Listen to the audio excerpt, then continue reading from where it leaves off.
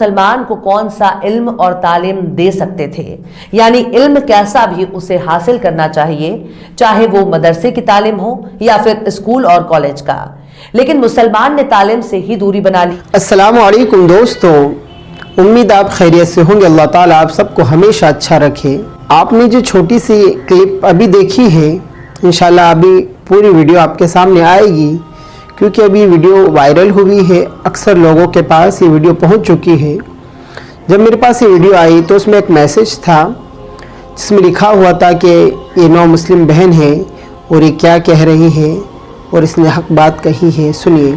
تو میں نے اس ویڈیو کو سنا کہ جو کہہ رہی ہے بالکل صحیح کہہ رہی ہے۔ سب سے پہلی بات ہی علم سے شروع کی اور تعلیم کے اوپر اس نے اس بات کو شروع کیا، اور اس نے کہا کہ مسلمانوں نے علم حاصل کرنا چھوڑ دیا اور علم سے دوری اختیار کر لی۔ تو بالکل صحیح بات ہے، کیونکہ ایمان والا علم سے بہت دور جا چکا ہے۔ ہمیں پڑھنے اور لکھنے کی کوئی ضرورت ہی نہیں رہی، اور ہم نے ایک دین کا مذاق بنا کے رکھ دیا۔ ہم الگ حصوں میں تقسیم ہو گئے۔ اس نے پھر جب دوسری بات کہی وہ ہے فرقہ واریت کی آگ، اور اس سے ہم انکار نہیں کر سکتے، واقعی ہم میں تو بہت تیزی سے پھیلی ہے۔ تو میں زیادہ اپنی بات کو لمبی نہیں کرنا چاہتا، میں تو صرف آپ سے اتنا کہنا چاہتا ہوں کہ آپ جس مسلک کے ہیں آپ اپنے مسلک پر قائم رہیے۔ آپ جس امام کو مانتے ہیں آپ مانیے، ہم آپ کو منع نہیں کرتے، اور میں کسی مسلک کو برا بھی نہیں کہہ سکتا۔ چاروں امام اپنی اپنی جگہ بہتر ہے، جو جس امام کی پیروی کرتا ہے ٹھیک ہے کرے، کوئی اعتراض نہیں۔ میں تو بس صرف اتنا کہنا چاہتا ہوں کہ ہمارے نبی ہمیں کس حال میں چھوڑ کر گئے تھے۔ ہمارے نبی تو ہمیں امت بنا کر گئے تھے، ایک پلیٹ فارم پر کھڑا کر کے گئے تھے۔ پھر ہم الگ الگ حصوں میں کیسے تقسیم ہو گئے، اور پھر ہم نے الگ الگ اماموں کی پیروی بھی کی، پر ہمارے دلوں میں ایک دوسرے کے لیے نفرت آ چکی۔ جس امام کی مانتے ہیں مانے، پر اس دل کو صاف کر لے ایک دوسرے کے لیے، کیونکہ حدیث نبوی تو ہے المسلم اخو المسلم، مسلمان مسلمان کا بھائی ہے، پر ہم نے تو اس بھائی کو کافر بنا دیا، ہم نے تو اسے اسلام سے خارج ہی کر دیا۔ ایک فرقہ دوسرے فرقے والے کو یہ کہے گا کہ یہ کافر ہے، تو پھر مسلمان کون ہے؟ آپ ذرا سوچے تو صحیح۔ میں کسی کو غلط نہیں کہتا، میں تو سبھی کی عزت کرتا ہوں، چاہے تبلیغ والے ہو، چاہے بریلوی ہو، چاہے اہل حدیث ہو، وہ کوئی بھی ہو، وہ کسی بھی امام کا ماننے والا ہو۔ میرا کیا حق ہے یا میں اسی کو غلط کہوں، یا میں کیسے کہہ سکتا ہوں کہ میں آپ کو جنت کا سرٹیفکیٹ دیتا ہوں یا جہنم کا دیتا ہوں؟ میں کون ہوتا ہوں؟ میں تو صرف اتنی بات کر سکتا ہوں کہ ہمارے نبی ہمیں ایک پلیٹ فارم پر چھوڑ کر گئے تھے، ہمیں وہیں پر آ کے اکٹھا ہونا ہے۔ ہم الگ الگ حصوں میں تقسیم نہ ہو۔ دنیا ہم پر نگاہ گڑائے بیٹھی ہے، اس کا نشانہ صرف ہم ہیں، صرف ایمان والے ہیں، کیونکہ جب دشمن گلیبان پکڑے گا نا، وہ یہ نہیں دیکھے گا کہ آپ کس فرقے سے تعلق رکھتے ہیں، اس کو تو صرف اس چیز سے مطلب ہے کہ آپ کے نام کے آگے میم آتا ہے۔ بات آپ سمجھ چکے ہوں گے کہ میم سے شروع ہوتا ہے، وہ تو صرف اتنا جانتا ہے۔ تقسیم تو ہم نے کیا ایک دوسرے کو، پر وہ تو ہمیں ایک ہی مانتا ہے، اور ہم ایک ہیں کیونکہ ہمارا کلمہ ایک، ہمارا نبی ایک، ہمارا اللہ ایک، ہمارا قرآن ایک، ہمارا دین مذہب اسلام ایک۔ تو پھر ہم الگ کیوں؟ آپ نے کبھی غور نہیں کیا اس بات پر؟ اللہ معاف کرے، اس درمیان اس حالت میں اگر ہماری موت ہو گئی تو ہم اللہ رب العالمین کو کیسے منہ دکھائیں گے؟ ارے آپ ذرا سوچے تو صحیح کہ اس دین کی خاطر میرے نبی نے کتنی تکالیف برداشت کی، صحابہ اکرام نے کیسی کیسی قربانیاں دی۔ تو آپ یہ بھول گئے کہ ہمارے نبی اور صحابہ اکرام کے ہم پر کتنے احسانات ہیں، اور بزرگوں کے کتنے احسانات ہیں، ولی اللہ کے کتنے احسانات ہیں۔ تو پھر ہم اس دین سے کیوں بھٹک چکے؟ ہم نے اصل مقصد ہمارا کیوں نہیں پکڑا؟ ہم تو ایک دوسرے کی برائیوں میں لگ گئے، صرف زہر ہی زہر گھول رہے ہیں ہم۔ یہ اس کے خلاف، وہ آپ کے خلاف، وہ کہتا ہے آپ کافر، وہ آپ کو کہتا ہے وہ کافر، تو پھر مسلمان کون ہے؟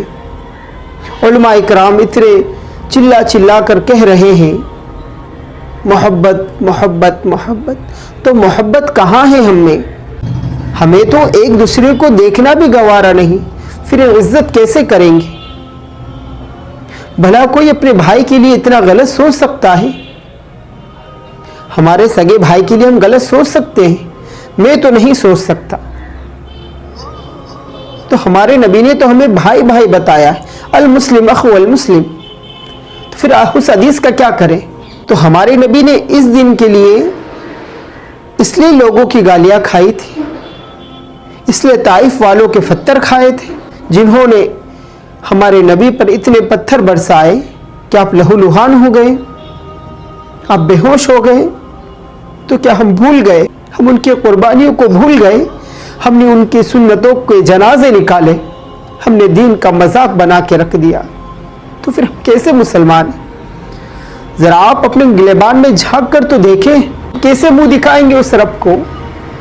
कल क़यामत के रोज मुझे भी खड़ा होना है और आपको भी हश्र के मैदान में खड़ा होना है। तो फिर हम कैसे जवाब देंगे? कल क़यामत के रोज अगर हमारे नबी ने हमसे पूछ लिया कि मेरी कुर्बानियों का क्या हुआ, मैंने दीन के खातिर मेरा एक नवासा जहर में तड़पा और एक करबला के मैदान में जिसे शहीद कर दिया और नेज़े पे चढ़ा दिया, हम कैसे जवाब दे सकते हैं उनका? क्या आपको शर्म नहीं आएगी? आप कैसे सर को उठाएंगे उनके सामने? क्या हमारे नबी से आमना सामना नहीं होगा? फिर हम कैसे उनसे नजरें मिलाएंगे? दीन के खातिर लोगों की गालियां खाई, जिस दीन के खातिर लोगों ने मजाक उड़ाया, जिस दीन के खातिर फाक़े किए, इसलिए अगर मेरे नबी चाहते तो अल्लाह ताला हमारे नबी के लिए जन्नत से खाना उतारता। फिर क्यों भूखे रहने की ज़रूरत पेश आई? इस दीन के खातिर अपनी बेटियों के तलाक हुए। आप इतना तो समझते हैं अगर बाप है कि अगर बेटी का आपके सामने तलाक होता है तो उस बाप के दिल पर क्या गुजरती है, उस भाई के दिल पर क्या गुजरती है, उस माँ पर कौन सा पहाड़ टूटता है और उस बेटी पे कैसी क़यामत ढाती है? आपने कभी गौर किया? तो हमारे नबी की तकालीफ, सारे नबियों की तकलीफ एक पलड़े में रख दी जाए और हमारे नबी की तकालीफ एक पलड़े में रख दी जाए तो मेरे नबी का पलड़ा भारी हो जाएगा, सिर्फ इसलिए कि मेरे अल्लाह का दीन जिंदा हो जाए और हर एक घर में कलमा तय्यबा ला इलाहा इल्लल्लाह मुहम्मद रसूलुल्लाह पढ़ने वाला पैदा हो जाए। तो हमने क्या किया? हमें तो माँ की गोद से दीन मिला तो हमने तो उसकी कद्र ना की, हमने उसका मजाक बना के रख दिया। जो ईमान में दाखिल होते हैं और उन पर तकालीफ आती है और फिर परेशानियों को बर्दाश्त करते हैं तो फिर उन्हें कद्र होती है। हमें किस चीज़ की कद्र है? हमें तो कोई परवाह ही नहीं है, हमने तो सिर्फ दीन का मजाक बनाया है, क्योंकि हमें माँ की गोद में फ्री में मिला हुआ और फ्री की चीज़ की कोई कद्र नहीं होती। बात बहुत ज़्यादा लंबी हो जाएगी, कुछ वीडियो आपके सामने है और पूरी वीडियो को सुने। उसने जो बात कही बिल्कुल सही कही, हम उससे इनकार नहीं करते।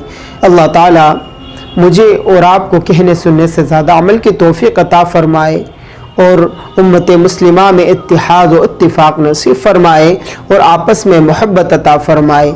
अगर मेरे कहने में कोई गलती हुई हो या किसी को मेरी गलत बात लगी हो तो अल्लाह के लिए मुझे माफ़ करे। अस्सलामु अलैकुम। मुसलमानों को इस्लाम तो नहीं सिखाएगा, यहूदी और ईसाई आखिर एक मुसलमान को कौन सा इल्म और तालीम दे सकते थे? यानी इल्म कैसा भी उसे हासिल करना चाहिए, चाहे वो मदरसे की तालीम हो या फिर स्कूल और कॉलेज का। लेकिन मुसलमान ने तालीम से ही दूरी बना ली। आज मुसलमान भारत में सबसे जाहिल कौम है। इल्म और तालीम से दूरी बनाने की वजह से मुसलमान दूसरी भाषाओं से भी अनजान है। भारत के मुसलमान आज भी कुरान से बहुत दूर हैं। कुरान अरबी भाषा में है। 1400 साल से लेकर आज तक रोजा, नमाज, खुतबा सब अरबी भाषा में होता है। मुसलमानों के लिए अरबी भाषा ही एक सबसे बड़ी समस्या है, क्योंकि अरबी भारतीय मुसलमानों की मातृभाषा नहीं है। भारतीय मुसलमानों की भाषा हिंदी, उर्दू, भोजपुरी, मराठी, तमिल, तेलुगु, मलयाली, कन्नड़, बंगाली है। इसलिए स्थानीय और क्षेत्रीय भाषा ही मुसलमानों की मातृभाषा है। ऐसे में उनके लिए अरबी भाषा अपने आप में ही बहुत पराया है। मुसलमान अपनी क्षत्रिय और मातृ मातृभाषा से बहुत प्यार करता है। इसलिए मुसलमानों ने अरबी का व्याकरण सीखकर कुरान पढ़ना तो सीख लेता है, लेकिन कुरान में क्या लिखा है और कुरान में अल्लाह क्या कहता है, इस बात से मुसलमान बिल्कुल अनजान है। यानी मुसलमान अगर हाफिजे कुरान भी हो जाए तब भी उसने केवल कुरान को रट लिया है, लेकिन कुरान के एक एक शब्द का अर्थ खुद उन मौलानाओं और इमामों को नहीं पता जो नमाज और कुरान पढ़ाते हैं।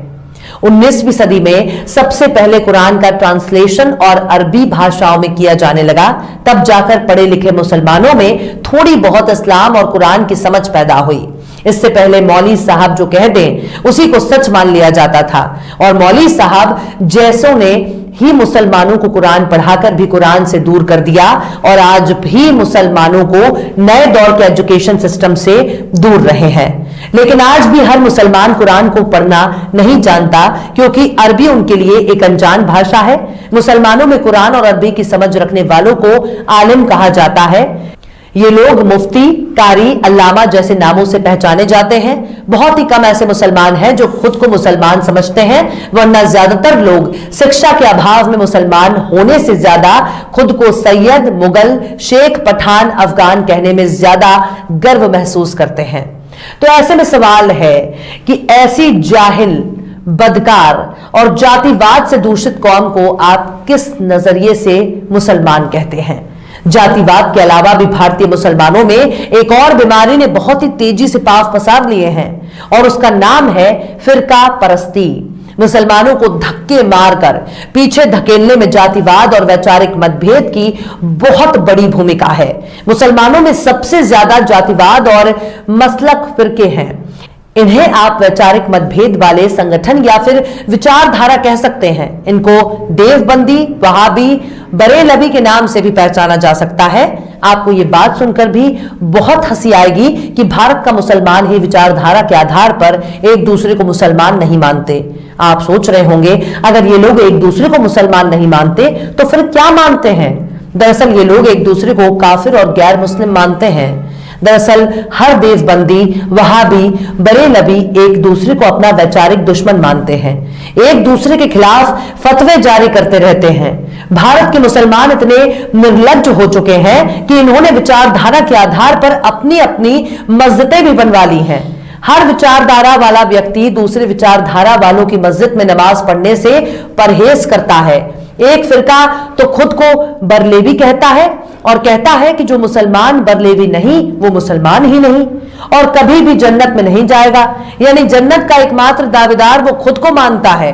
आपको हैरानी होगी कि दूसरे विचारधारा के मुसलमान ने अगर बरेलवी विचारधारा की मस्जिद में कदम रख दिया तो फिर उसकी खैर नहीं।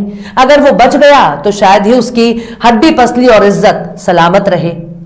एक बात और, जिंदा रहते हुए भी हर मुसलमान दूसरे मुसलमान को काफिर और बद अकीदा मानता है, और अगर कभी मर गया तो उसका अंतिम संस्कार कोई दूसरे विचारधारा का व्यक्ति नहीं कर सकता। यानी पैगंबर का इस्लाम कुछ और है, लेकिन भारतीय मुसलमानों का इस्लाम कुछ और। इस बात को कहने में कोई गुरेज नहीं होना चाहिए कि पैगंबर हजरत मोहम्मद के इस्लाम और भारत के इस्लाम में जमीन आसमान का फर्क है। पैगंबर और कुरान को ठीक उल्टा काम भारतीय मुसलमान करते हैं। दुनिया के बाकी देशों में पढ़े लिखे लोग इस्लाम को पढ़कर और समझकर इस्लाम अपनाते हैं, जबकि भारत में मुसलमान बनने से पहले यह भी खुद को ही तय करना होता है कि वो कौन सा मुसलमान बनेगा। मतलब कि देवबंदी बनेगा, बरेलवी बनेगा, अहले हदीस वहाबी बनेगा। वो यानी मुसलमान सब कुछ बन जाएगा लेकिन मुसलमान नहीं बनेगा। भारत में मुसलमान बनने के लिए नाम भी बदलना होता है। यानी अगर कोई मुसलमान बनता है तो उसे अपना नाम बदलकर उर्दू नाम रखना होगा। यानी इस्लाम कहता है कि धर्म बदलने के लिए अकीदा बदलो, लेकिन भारत का मुसलमान कहता है अपना नाम भी बदलो। यानी अनिल, महेश, पूजा, मनीषा अगर को मुसलमान बनना है तो उनको अपना नाम भी बदलना होगा। इसलिए भारत का मुसलमान बहुत कंफ्यूज है। इनके कुछ उलेमाओं को अगर छोड़ दिया जाए तो ज्यादातर एक दूसरे को नफरत की निगाह से देखते हैं, यहां तक कि एक दूसरे का पानी भी नहीं पी सकते। हर फिरका दूसरे फिरके वाले से सलाम भी नहीं कर सकता क्योंकि इसे गुनाह माना जाएगा। इनके कुछ उलेमा तो अक्सर पैगंबर मोहम्मद की शान में गुस्ताखी भी कर चुके हैं। आप चाहें तो इसकी तस्दीक खुद भी कर सकते हैं। ये लोग इतने अंधे हो चुके हैं कि वो मुसलमानों को ही मुसलमान नहीं मानते बल्कि उन्हें काफिर कहते हैं।